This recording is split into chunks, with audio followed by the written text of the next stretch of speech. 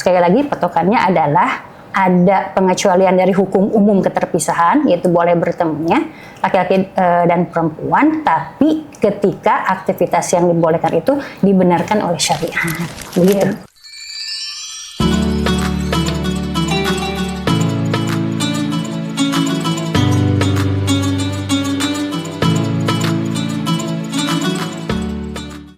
Assalamualaikum warahmatullahi wabarakatuh. Sahabat muslimah, bagaimana kabarnya? Mudah-mudahan sahabat muslimah senantiasa diberikan kesehatan dan keberkahan oleh Allah Subhanahu wa taala. Amin ya rabbal alamin. Sahabat muslimah, bertemu kembali kita di dalam acara Mafahim Islam, di mana kita akan membahas bagaimana Islam memandang tentang kehidupan, khususnya bagi muslimah di dalam interaksi dan juga kehidupan khususnya. Bersama kita telah hadir Ustazah Ratu Erma yang akan memperbincangkan dan memaparkan kepada kita bagaimana Islam memandang tentang kehidupan manusia. Sebelumnya mari kita sapa terlebih dahulu beliau.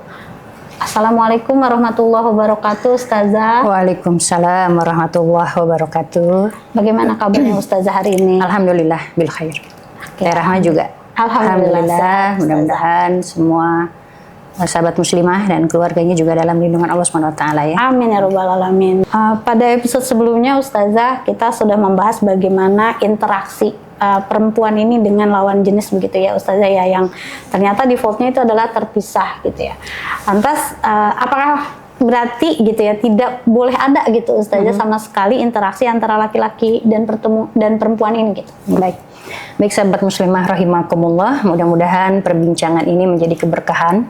Itu menjadi sebuah pemahaman yang insya Allah kita akan jalankan. Karena membahas tentang pemahaman Islam itu bukan sekedar kita ingin tahu aja gitu ya, ini hukumnya apa, ini nggak boleh, ini boleh tidak hanya untuk kenikmatan pengetahuan.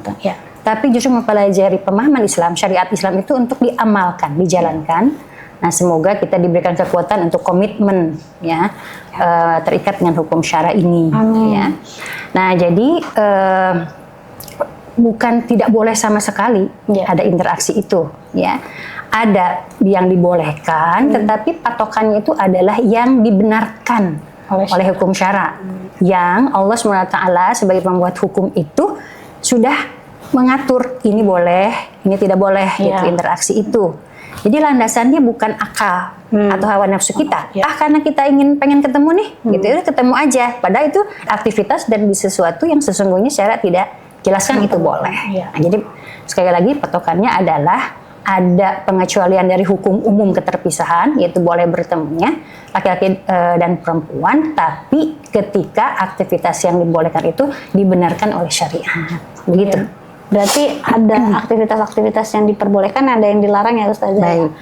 Nah, jadi batasannya itu seperti apa Ustazah tentang batas interaksi yang diperbolehkan di dalam Islam? Iya, kalau kita menelaah dalil syara, ya, itu ada aktivitas yang diwajibkan kepada perempuan, ya seperti tolab ilmi, gitu ya, menuntut ilmu, ya.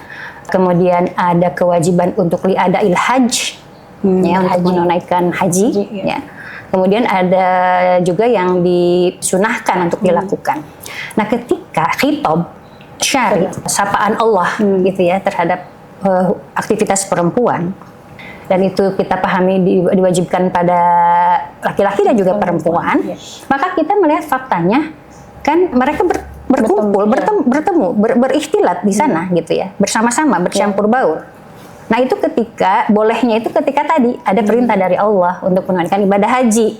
Kan tidak mungkin juga kemudian nanti dalam ibadah haji itu ada keterpisahan gitu ya. Nah, itu ketika itu dibenarkan oleh syariat, maka itu berarti boleh. Nah, misalkan wa halallahul bai'a wa harrama riba. Dalam ayat itu Allah membolehkan, menghalalkan aktivitas jual beli, termasuk bagi perempuan. Nah, dan memang tuntutan di lapangnya begitu kan, tidak mungkin ada toko khusus pembelian perempuan misalkan gitu ya. Atau laki dengan laki-laki. Itu meniscayakan ada pertemuan itu. Dalam aktivitas yang dibolehkan itu yaitu jual beli. Nah, berarti di situ ada sekaligus kebolehan untuk istima, bertemu gitu. Termasuk tadi thalabul ilmi fardhatun ala kulli muslimin wa muslimatin, ya. Bahwa mencari ilmu itu diwajibkan bagi muslim dan muslimah, ya. Dan kita juga melihat dari fakta di masa Rasulullah SAW ya, bahwa para sahabat berilmu kepada Nabi, sahabat pun demikian, berarti kan menunjukkan di situ ada pertemuan meskipun kemudian terpisah ya ruangannya, tidak duduknya itu di sini laki-laki sebelah perempuan, yang lain enggak begitu ya. Itu ada istimewa, ada pertemuan tapi infisal, jadi ada kelas perempuan, ada kelas laki-laki. Bahkan di satu riwayat ada seorang sahabat itu yang menyatakan, ya Rasulullah, kami tuh kalah gitu ya oleh laki-laki, golabana rijal gitu ya. Beri kami satu hari khusus bagi kami. Nah, Rasul tuh menyetujui permintaan itu. Nah, jadi ketika itu ada aktivitas yang diperintahkan, kemudian juga menuntut pertemuan, ya disitulah batasannya, yaitu ketika ada penjelasan syariat yang memungkinkan ada kebutuhan untuk interaksi dan atau pertemuan itu, begitu. Ya. Baik. Artinya pertemuan itu terjadi karena fungsi syar'i ya Ustazah ya? Iya betul. Bahkan dalam pengobatan gitu kan, yang tidak memungkinkan untuk terjadi interaksi dokternya laki-laki, pasiennya perempuan, karena ada hajat syar'inya itu gitu ya. Bahkan dalam masa dakwah Islam, di mana Rasul SAW itu melakukan pembebasan negeri-negeri yang masih diatur dengan hukum kufur, ya, dengan jihad dan qital, itu para perempuan dihadirkan, boleh, ya, dan berfungsi untuk merawat para tentara yang terkena luka. Nah, itu menuntut interaksi, ya. Sebagaimana ketika di perang Khandaq, ya, Sa'ad terluka, kena panah, kemudian Rasul memerintahkan agar dibawa ke rumah sakit. Itu rumah sakit awal yang dibentuk ya, berupa barak betul di sebelah Masjid Nabawi, dan kepala perawatnya, rumah sakitnya lah waktu itu perempuan, dan itu merawat Sa'ad yang terluka. Artinya betul lah hajat syar'i itu ya yang menisyayakan ada interaksi, dan itu kemudian dibenarkan oleh dalil, oleh syara. Baik Ustazah. Tapi faktanya saat ini di tengah-tengah masyarakat itu banyak interaksi yang terjadi itu yang dianggap lumrah terkait dengan interaksi lawan jenis ini ya Ustazah ya. Misalnya kayak seperti nongkrong di kafe gitu ya, kemudian juga misalnya atau nonton bioskop gitu yang dimana di situ ada campur baur dan interaksi antara lawan jenis ya. Mungkin interaksinya kalau kita bandingkan dengan yang tadi ya, itu tidak memenuhi gitu ya. Tapi seperti apa pandangan Ustaz? Ya baik. Nah, tadi kita sudah punya kata kuncinya ya. Jadi mana saja aktivitas yang diperbolehkan adanya pertemuan itu adalah sesuai dengan penetapan dalil ya. Jadi hajat syar'i itu. Nanti kita terapkan nih ke fakta yang tadi ditanyakan. Apakah ada penjelasan gitu ya, kebolehan laki-laki dan perempuan bertemu di bioskop misalkan gitu. Untuk apa sih itu? Kepentingannya nonton bareng. Nah, itu kan tidak ada hajat yang ditentukan oleh syara. Atau misalkan ya healing lah, rekreasi bareng itu di pantai. Ya. Nah, apakah ada dibenarkan untuk nuzha, untuk rekreasi itu? Artinya itu tidak ada hajat pertemuan dengan laki-laki, tidak ada saling menyempurnakan kepentingan. Ya. Karena itu sebenarnya kan kalau mau rekreasi perempuan dengan perempuan juga bisa terjadi gitu. Ya.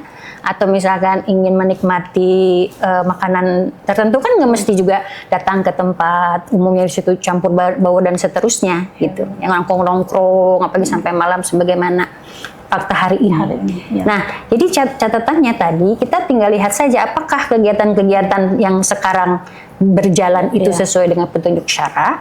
Nah, kalau tidak boleh, apalagi terjadi pelanggaran, berarti pertemuan itu sesuatu yang diharamkan. Itu yang harus kita pahami. Dan itu patokannya gitu. Nah, jadi sahabat muslimah, sekali lagi ya, kita ketika kita sudah paham, kita tidak boleh menormalisasi gitu hal-hal yang sesungguhnya menurut Islam itu justru tidak normal, karena normalnya adalah pengaturan, keterpisahan. Gitu. Baik. Jadi kesimpulannya itu seperti apa Ustazah tentang aktivitas interaksi antar lawan jenis ini? Jadi sahabat muslimah rahimakumullah, sebenarnya ya Islam itu sangat sesuai dengan fitrah kehidupan kita ya, dengan akal dan perasaan rasional gitu ya. Syariat Islam itu kalau kita mau memahaminya dengan baik, Jadi di tempat-tempat atau di kegiatan-kegiatan yang Islam itu melarang pertemuan, kita bisa memahami memang nggak ada ada kepentingan kita dalam aktivitas tersebut, gitu ya. Seperti kemudian talabul ilmi dan lain-lain. Tapi kalau tidak ada hajat antara pertemuan laki-laki perempuan, misalnya yang tadi dicontohkan fakta itu, ya berarti memang benar-benar nggak ada kebutuhan yang oleh syariat itu diakui itu ada kebutuhan loh di situ, itu pasti disyariatkan. Tapi kalau nggak ada, ya berarti tidak ada keperluan gitu. Nah, semua pengaturan itu sebenarnya untuk kebaikan kita sendiri, ya. Nanti kan akan kita lihat justru akan terjadi dampak-dampak yang tidak kita inginkan gitu. Kita melanggar ya Ustaz. Ya, ketika kita kemudian tidak sesuai dengan aturan. Oke, baik. Sahabat muslimah, demikian penjelasannya ya terkait dengan interaksi antar lawan jenis di dalam Islam yang tadi ya, bahwa interaksi itu ada gitu ya apabila itu diperbolehkan oleh syarak gitu. Ada kepentingan atau urgensitas yang memang dibenarkan oleh syarak. Ya, baik sahabat muslimah, selalu ikuti dan saksikan episode-episode di dalam acara Mafahim Islam ini, karena akan ada banyak sekali informasi yang dapat sahabat dapatkan dari acara ini. Terima kasih atas segala perhatiannya. Wabillahi taufik wal hidayah. Wassalamualaikum warahmatullahi wabarakatuh. Waalaikumsalam warahmatullahi wabarakatuh.